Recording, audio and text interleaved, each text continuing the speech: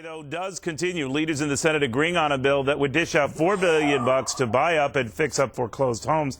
My next guest says that you want to fix housing, then let home prices just collapse.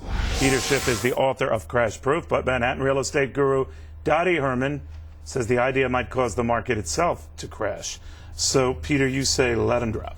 We got to let them drop. I mean, the problem is houses are too expensive. I mean, the problem Even now. Yeah, well, you remember people borrowed all this money, and the problem is now they can't pay it back because they overextended themselves to overpay for houses. They use it all kinds of funky financing to afford it in the short run. But now that the teaser rates are resetting or the negative amortization is kicking in and the option arms are expiring, they can't afford the payments. How much further should they drop? I think they're going to drop substantially. I mean, there are places. Well, look, in California, I think in the last 8 or 9 years, prices tripled.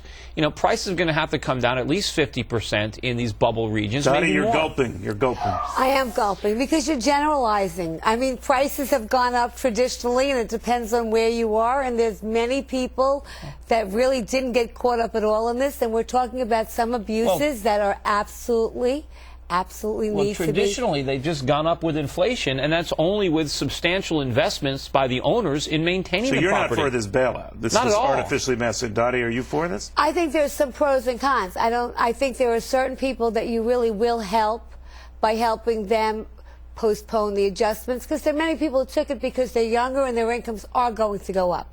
The people that should have never bought and should have never been lent any money, there's no hope for them anyway. Well, he's saying there's no hope for the industry, period, for a while. Well, first you have to let prices come back to a realistic level, and people have to look at homes as places to live, not as piggy banks or, gooses that lay golden eggs. And then, people don't need to spend 50 or 60% of their monthly income on their mortgage.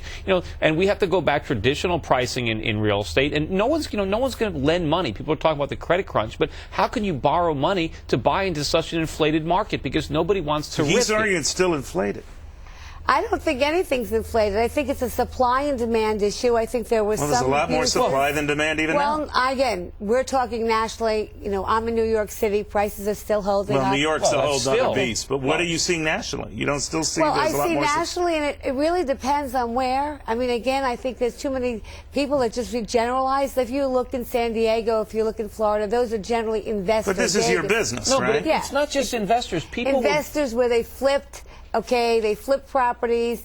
They look to keep it. Now, Dottie, people were buying houses because they thought they were going to get rich, and they were constantly refinancing, pulling cash out of their houses, spending it on automobiles. So bottom line, on you're saying we have a lot more to go. You're saying the worst is over. And a lot of people are going to lose a lot of money. I'm saying that there is a cooling off now. I mean, there's a lot of people who have a problem selling the house. It depends on when you bought it. It's the bursting of a bubble. It's not a cool off. It's going to be a major implosion. Worse, yes. Worse, no. No. Okay, there you go. Okay. Guys, thank you very much. Meanwhile, we're just getting new information.